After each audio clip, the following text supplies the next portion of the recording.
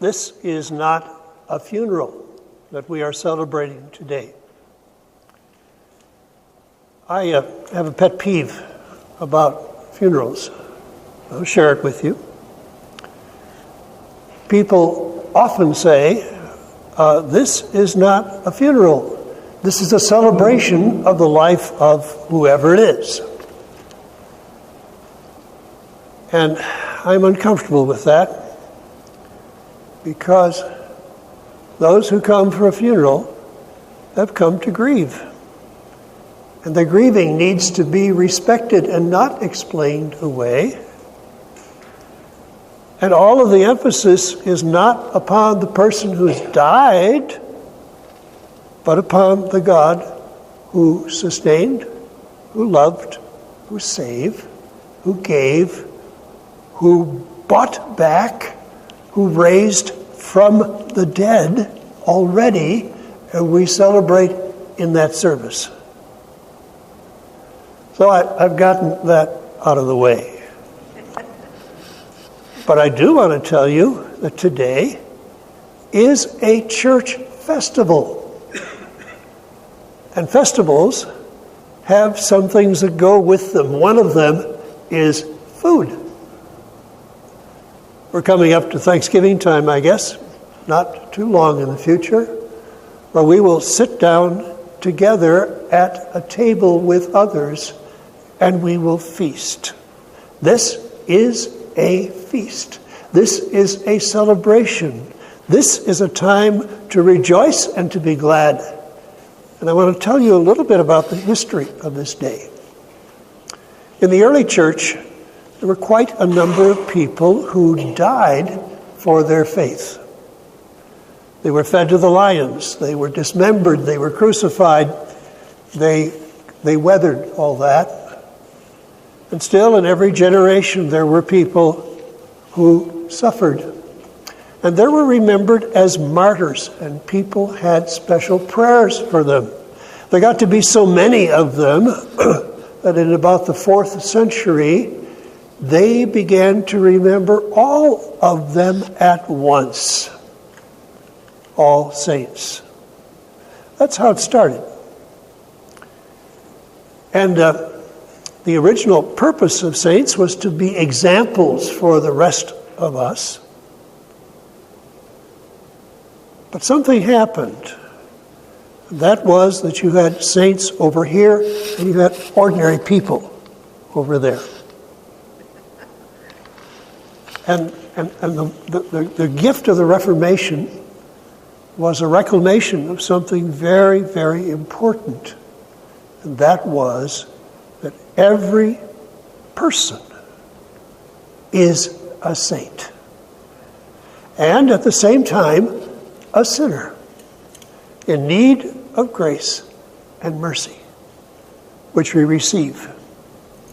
And that gift of grace and mercy and forgiveness strengthens us, places us together in a way that we would not do if it were not for that. So what happens is that whatever people do becomes an expression of their sainthood. So it's not just gathering together to worship, but it's going to work, or to play, or to family, or to neighbor.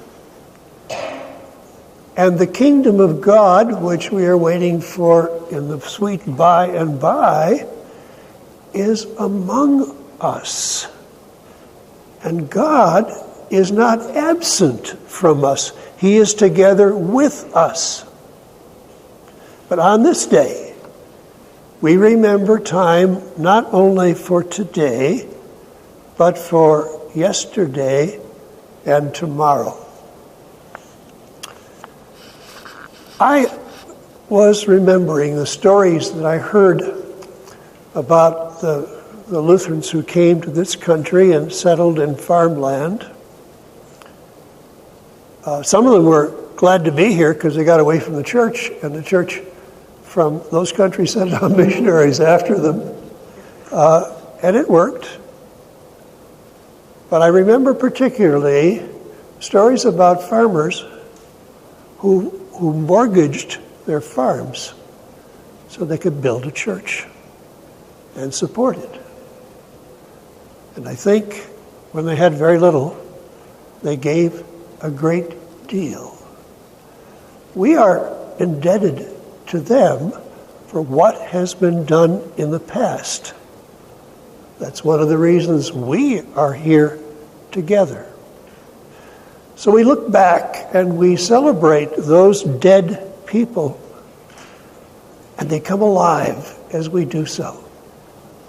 Here is Mary and Martha and Lazarus, and them grieving and crying, and Christ as well in the story.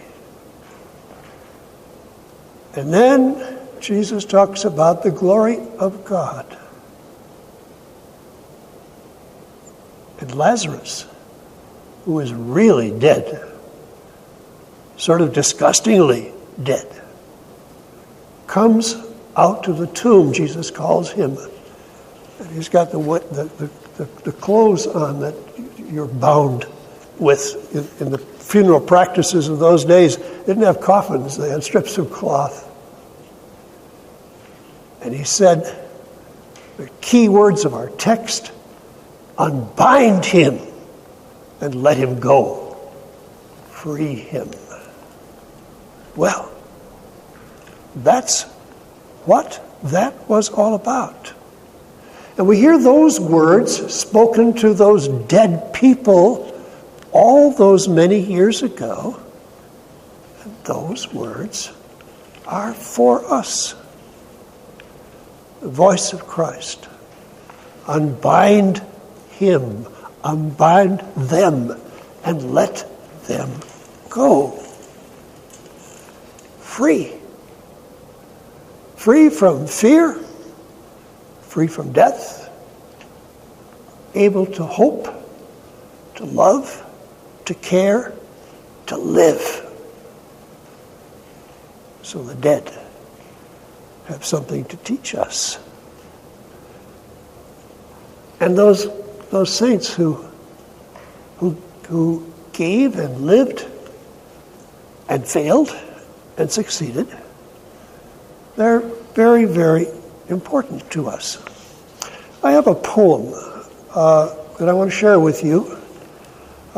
It's by Michael Coffey, and I'm going to read just the last section for you. The dead sing to us their layered madrigals of metal, that we will listen to their small triumphs of concrete love and sympathize with their incarnate suffering without verdict, welcoming what shards of their wisdom survived modernity.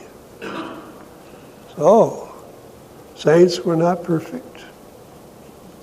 Saints wondered if their lives really mattered, and they did, and they do.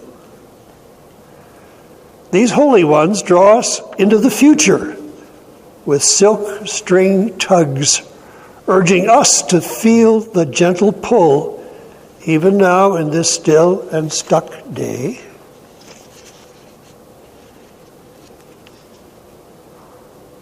Swamping our hearts with this one mystery that floods us all the time. The finite bears the infinite, even their and our wretched finitudes. Well, that's an opportunity a preacher can't pass up. And that is, the finite can contain the infinite. That mystery, that the ordinary lives that we live and the ordinary things that happen to us are suffused with the infinite love, mercy, hope, joy of God. And we are united in that with those who have gone before. And we are united in those who are to come. And now, today, we celebrate past, present, and future. There's an interesting end to this particular poem. It's this. So, on this point, the Bible is surely wrong about the future, that there will be no more tears in the holy city. Their eyes water the river of life with joy everlasting, as they sit with us already sipping wine on the downtown store. Oh, he says, yeah, there are no tears of pain. There are tears of joy, and they water the tree of life. I thought about that because the phrase that leapt out at me was the tree of life.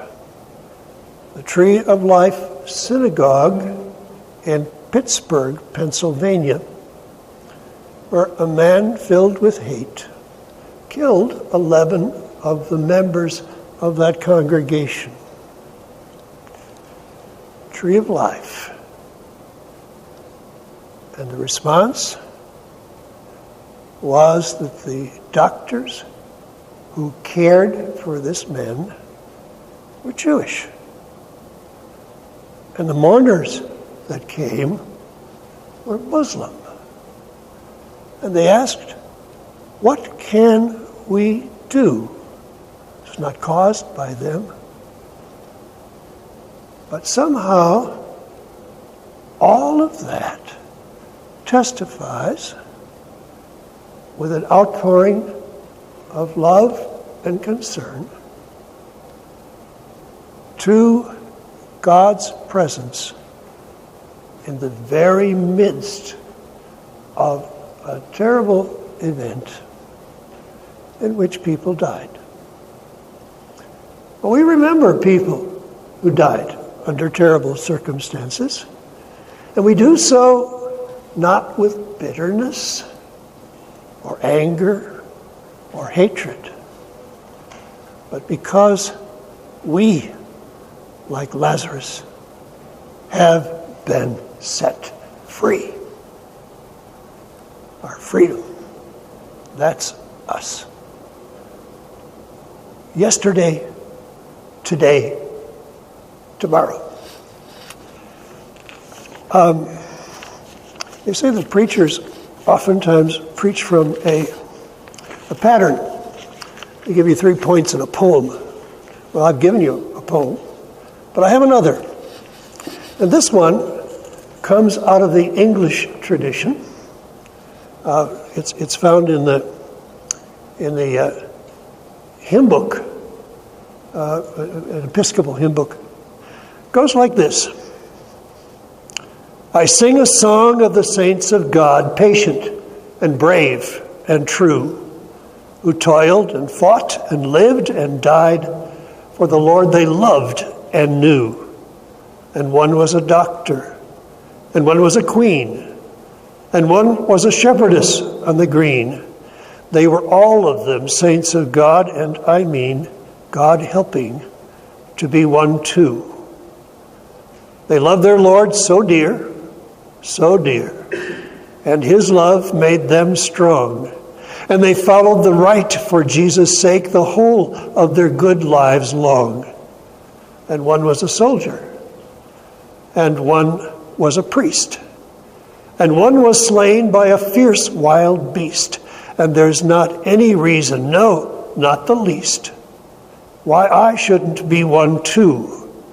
They lived not only in ages past, there are hundreds of thousands still. The world is bright with the joyous saints who love to do Jesus' will. You can meet them in school, on the street, in the store, in church, by the sea, in the house next door.